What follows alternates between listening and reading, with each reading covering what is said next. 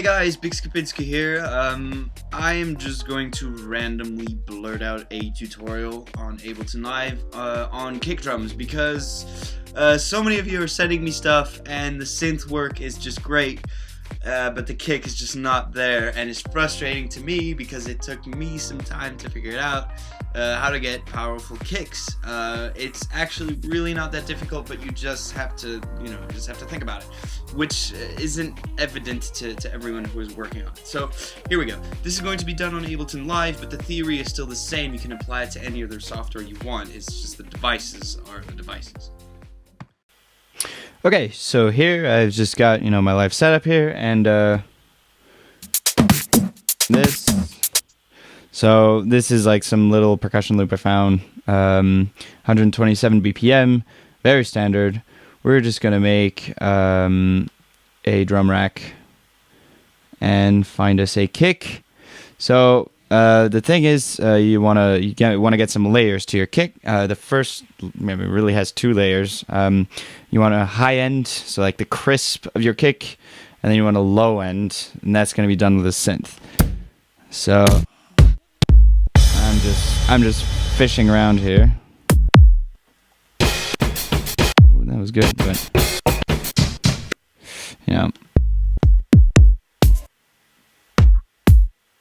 Ooh, I like this.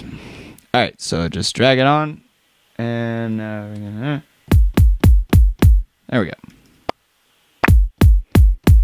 So we got this going, and that what we're gonna do is we're just gonna layer it. So we group our sampler, and then we go here and just create a chain.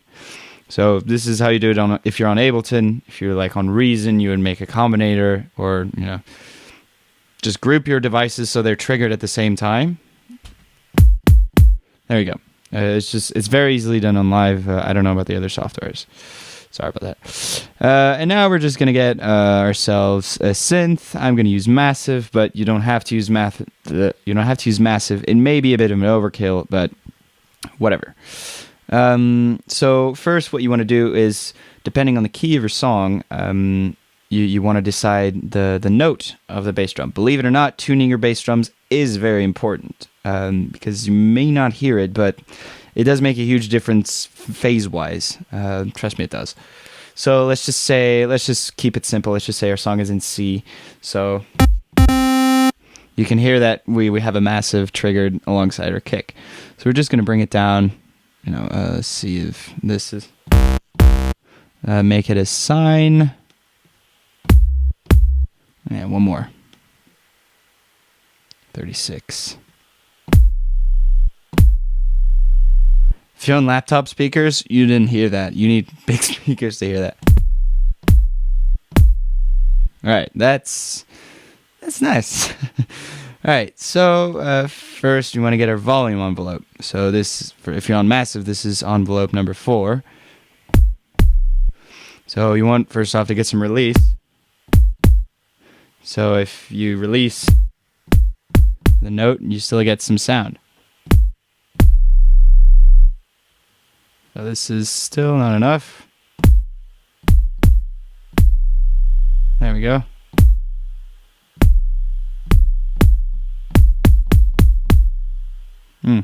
Decent. There. Now turn the level down of the decay, so that's your sustain. And then just play with the decay. But this is a sub, this is like an 808, so slightly longer. So for now, we'll just call it good. But like I just said, this is like just a standard note. You want, basically the punch of a kick is you want it to just cut all the frequencies, so it just hits us with a wall of sound. So you want it to go through all the frequencies. That's why we have this layer here with the high end. We want some high end to cover that, those, however many kilohertz. And this, we're in the 30 range, I'm guessing, or 50-ish hertz range. Know your stuff, guys. The theory is very important. So now we're just going to get another envelope on the pitch. Bring it whatever, 50, and bring the sustain all the way down, and bring the decay to, fairly small. So if I turn this off, you can hear it just goes very quick from, I guess, 26 to negative 36. Let's just say we're at G, so the negative 29, so you can actually hear it. So this is if your song is in G, your kick is in G. So now we can hear our release is actually kind of too long. Our decay as well. That'll do for now. Yeah. Be picky. Gotta be picky. Alright, so this is good. Maybe a little too... Yeah. For the purposes of the tutorial, I'm not going to be that picky. Alright, so... Now we have this. You might already think that this is a pretty powerful kick, but get some more out of this. First off, there is a problem here, is because there are two layers are conflicting frequencies, especially in the low frequencies. This is a problem. You can't, two objects can't be in the same space at once. Two kicks can't occupy the same frequency range. Each layer its own frequency. This is very important because if you want to get technical, you get phase cancellation and whatnot. It is very important. So what we're going to do is we're going to figure out what frequency our kick is at. So if you have a spectrum, or if you're unable to, just stick an EQ. And now you look at this curve, and you want to find the peak. So we said we were at G. You can see there it says G0. It's 50 hertz. That's the natural frequency of our kick. We don't need this anymore. And basically, we're just going to cut anything above 50 hertz. There.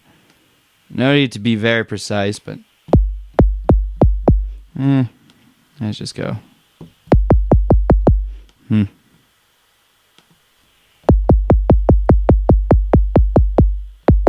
So, yeah. Let's just reinforce it some more so really nothing gets past it. There. Oops.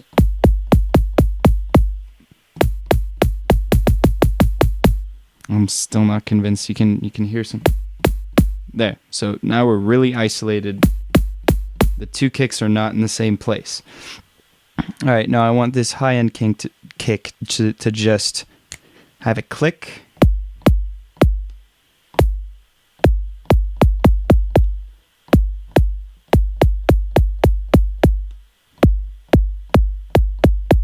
And bring it down a volume a bit. This is all up to taste. I'm just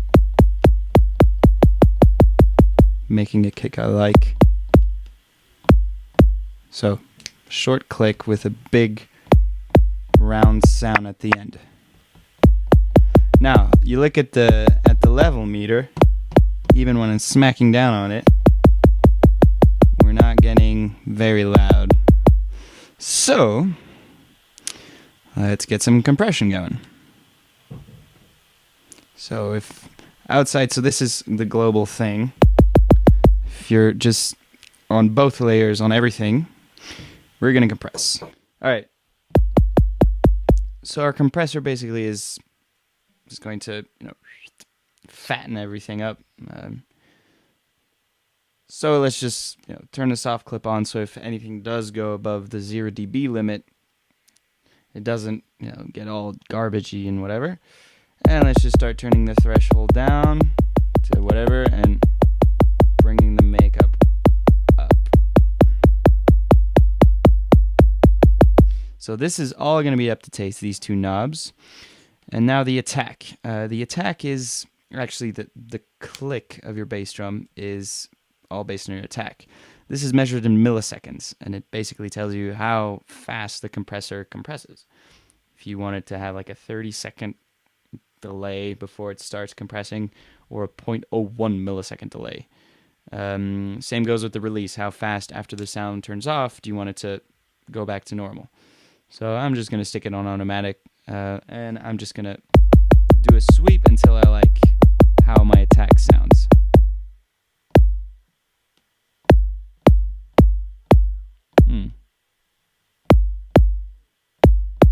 This has got a nice, powerful click to it.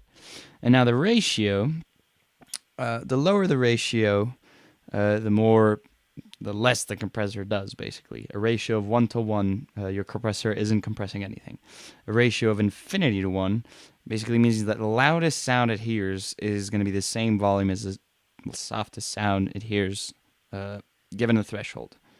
So any sound above this threshold is going to be the same as the threshold. That's at infinity. Now, this compressor here doesn't go to infinity, but that's fine. We don't need to be that radical. If you want, you can grab one of these, and this one does go to infinity. It's the same basic principle. Again, attack, release, threshold, and gain.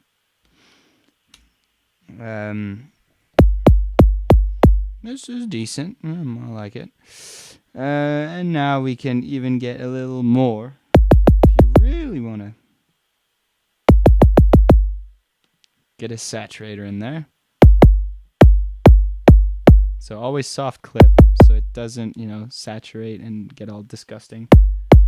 And there I'm just going to play with the drive. And personally I like the soft sine. Gives it a more of an acoustic kick drum feeling. So there you go. And I'm actually thinking we're going to stick some EQ on there.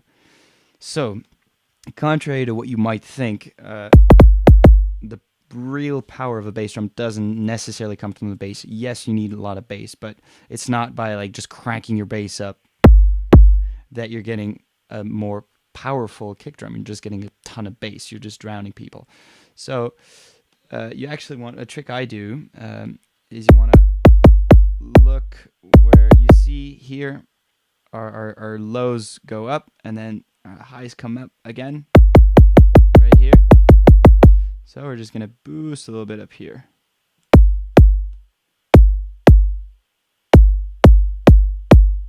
There we go.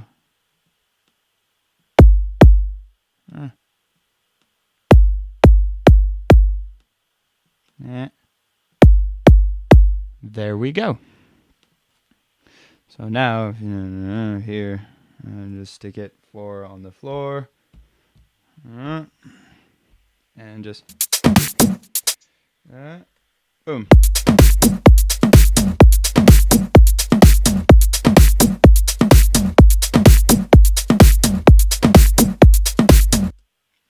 There you go. That is a powerful bass drum. So there you have it. I hope this really helped. At least now you have some powerful kicks. I hope I helped. Like the Facebook page, subscribe to the YouTube page, whatever. Big Skapinsky out.